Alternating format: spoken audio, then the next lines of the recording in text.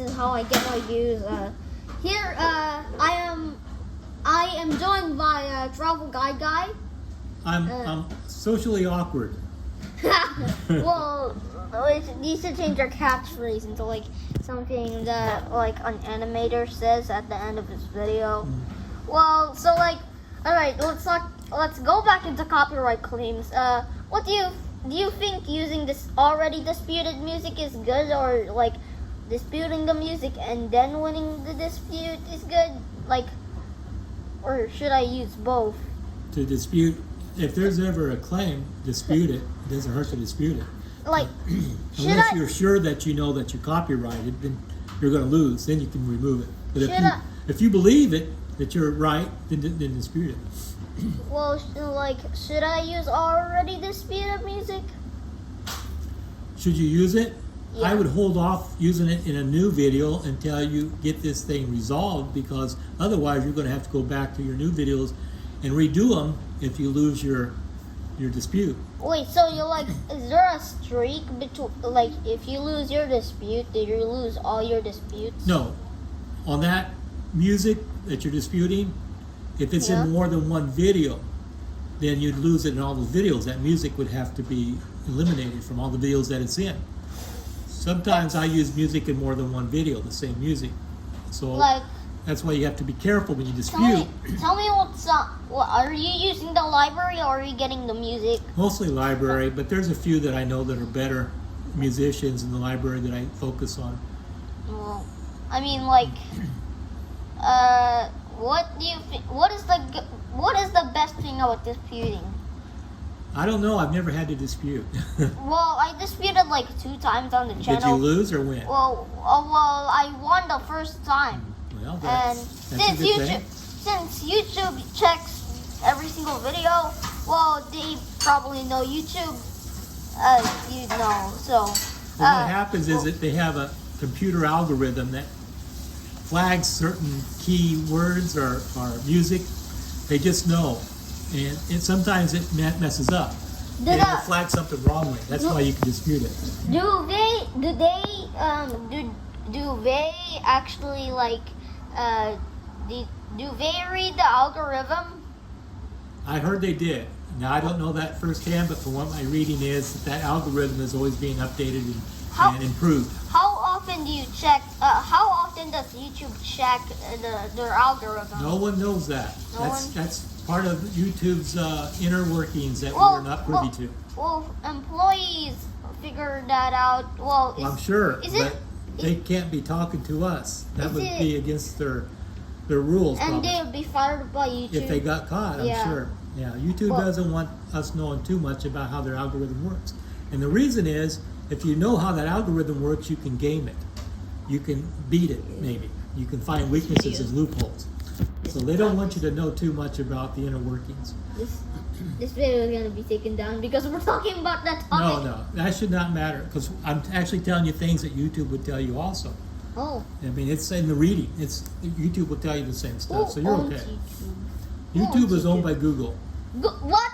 Yeah. Wait, no one ever told me that YouTube was owned by Google. Yep, it's a subsidy of Google. Wait, who's the person who owns Google?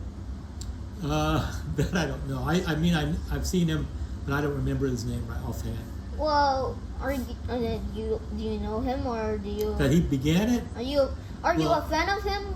Well, we're talking about the CEO or the one that originally came up with the idea.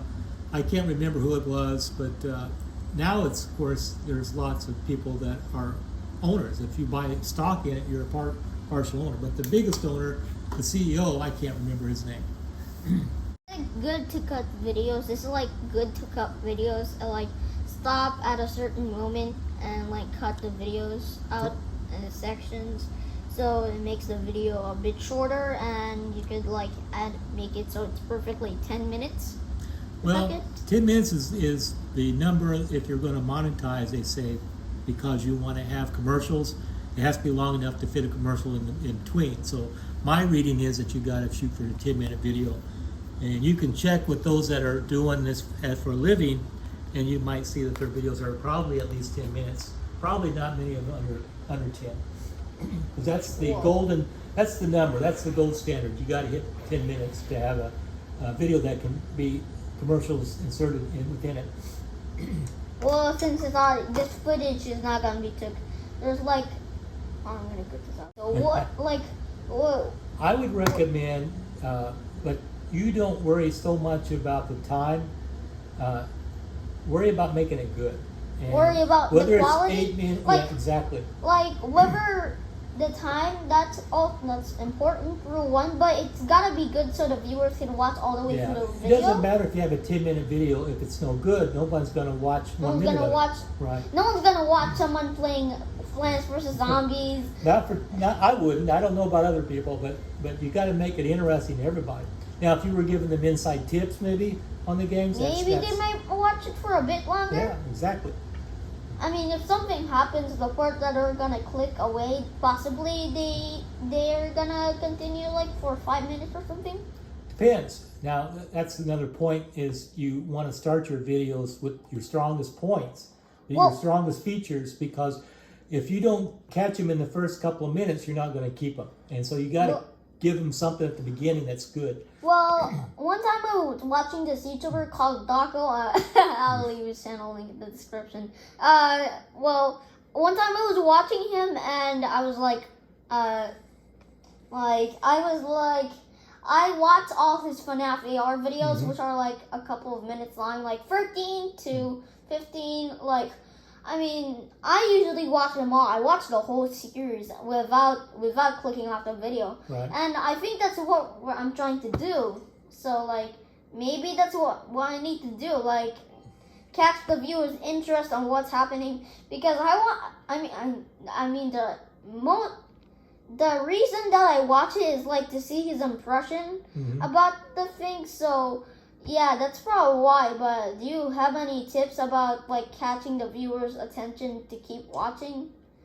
Well, that's where your analytics will come in, too, because you don't know. When you start a new channel, you don't know what your viewers were like. So you have to read your analytics and see how long they're watching each video. If you see it dips in the analytics, it will show you how long, on average, that they're watching a video. If you see that there's a dip in it, and then you want to know, well, why did it dip there? And you can kind of get a sense then what maybe is working and what's not. You know, that's the way. I mean, from experience. And you can look at other people and kind of get some ideas from other channels that are doing the same similar stuff you are, and maybe try to incorporate some of that stuff into yours too. Okay, so, is there, like, what do you do when your analytics starts dropping? Like, it hit a massive spike and it starts going down. It will happen. The spike will shape. And that could happen, and it could just be the algorithm that's changing up. Like changing the trending. Look, check your impressions and see if your impressions have dropped quickly, because a lot of times I find that's the case too. Let's go through click impressions. What is the thumbnail overall most important thing about click-through impressions? I think it's a very important part. I spend lots of time looking at how to make a good thumbnail. I mean, that's a lot of effort there. I agree. This one time where I was looking at a thumbnail of a video and I was deciding, because there was like 2 videos I wanted to watch, and I wanted to click at one of them specifically, and I think that's what the click-through rate is. Like, exactly. Have that ever happened? Like, that is your click-through rate. If you actually click on it, the impression is you get to see both of them. Those are impressions that you're seeing. And when you click on it, that's your click-through rate. Well, is there a longest click-through rate limit? Like, surely your device will shut off, but is there, like, a limit to, like, looking at one video? Like, is there no limit?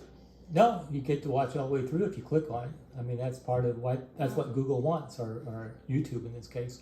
So you hope to have a good click-through rate. That's what you shoot for. But you got to have the impressions to begin with. If you don't have good impressions, then of course it's going to fall off because no one's seen your video. The impressions put your video out there in the YouTube world are beyond, in Google even.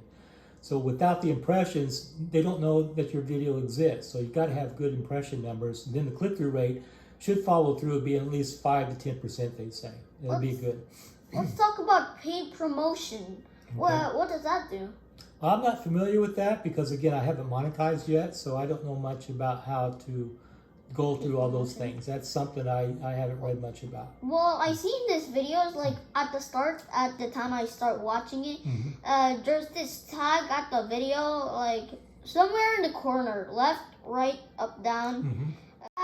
Is that like a sign that there's like a product that they're promoting? Yeah, possibly, but like could be. I don't know enough about it. I know you can put cards in. You know what cards are? Yeah. Yeah, maybe that's what they're doing, but I can't say for sure. I mean, I've seen it, and you possibly haven't. So let's talk about monetization even more. Like, what is like, how do you get money out of a video? Like, I only seen people get money over subscribers. Well, they changed the rules a few years back. And the rules they have, it used to be, there wasn't no rules on what you needed to have to monetize. Now there's two things. One is 1,000 subscribers, which we're familiar with that. But the other feature is that you got to have 4,000 hours within a 1 year time. And if you fall below that, my understanding is they demonetize you. As long as you stay above 4,000 hours yearly, yeah, that means take away your ability to make money. So once you have a monetization, you get money. But if you get demonetized, then that means that you won't earn money unless you get on any future on that. But everything you earn up to that point, you'll get that until to the point where you drop below. Then beyond that point, you won't get anything else. They'll take it away at that point. So they're not going to take anything away from you.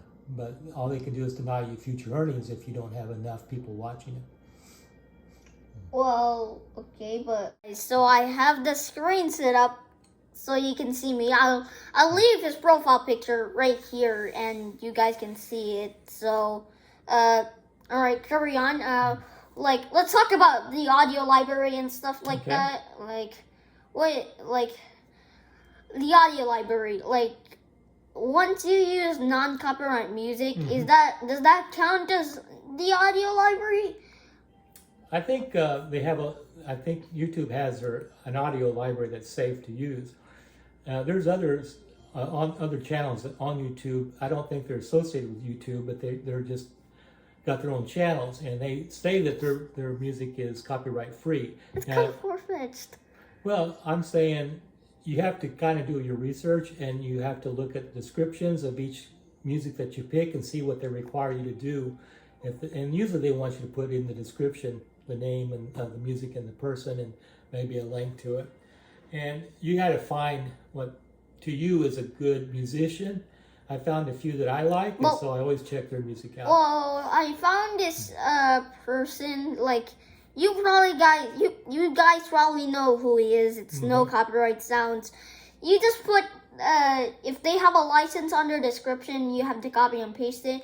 Well, that's what I've seen so far. I used no copyright sounds, and I didn't put the license in, and I was like, what was I getting copyright claimed? Well, and it turned out I was not putting the license. Well, the credit? Well, can you? Yeah, like, well, if there's these free subjects that you can use, like, once you dispute a video, there's these 3 elements that you can put. Like, 1, you're not getting monetized. 2, you credited the creator properly. And what is third? Third, you have a copy of the song, so that legally means that you can put the music. So yeah, I mean, like, well, what does it mean if you have a copy of the? That I don't know. I'm not familiar with that, to be honest. I've had a couple disputes, and they've been just declined. No, they just said I can't monetize that. You can't monetize. That any money I would make would go to the person that, I used their copyrighted material. Why does copyright exist? Oh, that's been around for ages. It's something that we've had for hundreds of years. people don't want to make things if they don't get money for it. So who I mean, wants like, to make music copyright. if you can use it? Why would I make music Who's and the not creator? making money? Who's the creator of copyright? I mean, like, guys, do you know who's the creator? I mean, Copyright's a law. Copyright law. if you guys do know who created copyright, you should tell me in the comments below. Copyright's a law. It's U.S. law, and it says that if you are the first to create something, you have the copyrights to it, which means you have the ability to be the one that earns from it. I wouldn't copyright someone who's using my video. I mean, what happens if I don't copyright claim them? Well, then you could put Creative Commons is the word I think they use. I won't in your music or whatever video. If someone is using my video, my music or video reacting to something, that's fine. Just letting you guys know you can use this video. You can do whatever you want with my videos. But credit this. Don't hack my videos, guys. Credit him if you're going to use it. That's all. Well, if you guys, you should credit me. Right, yeah, exactly. You also, that's all. I won't copyright claim you if you don't credit. But if you forgot to credit, you should just leave a pinned comment saying you forgot. Or you should just leave credit in the comments. I'll always read a video's comments. Like, every time I go on a video, I casually just go like, oh, the comments mean they're like giving credit. With the music, I give them credit in my descriptions, and they show you what they want. Well, this one time I commented on a video that had a license on the description. I didn't check the description, and I asked if I could use it, and there was no response, which I checked on the description, and it had a license. And it was the first time I never got copyrighted by using music. I figured that making your own music would be the best way, but I mean, you guys, if you're a YouTuber, then you probably experience the unknowingly painful stake of making a Gacha Life mini movie and using a Gacha Life, and you're using not Gacha Life mini movie. That's Gacha Life. You guys should use Gacha Club. I'm talking to viewers. That's fine. Go right ahead. If you're using a Gacha Club mini movie or Gacha Life mini movie, then you probably experienced the experience of putting music in your video, disputing the music, and getting declines. So if you actually get declined, I'm not sure what happens. I never actually got declined by someone. So big flex. Sorry guys. I don't mean to flex on you, but okay. All right. So what is the YouTube grind? Grind? Yeah. That I don't know. I'm not familiar with that. Can you repeat what you just said? Yeah, I've got some things I need to take care of, and I'm going to do a little walking before I turn in for the night. Yeah. But I enjoyed it, and we maybe can do it again if you're up to it. I don't mind. Well, I'm gonna name this. If this is gonna be a series, I'll name it Marco Talks. So yeah. Sounds good to me. We can do it again. This is he's Travelguide guy. I'll leave his channel link in the description. I appreciate that. And I will also leave Daco in the description as well. So, peace. Bye, rock boom and fish and chips.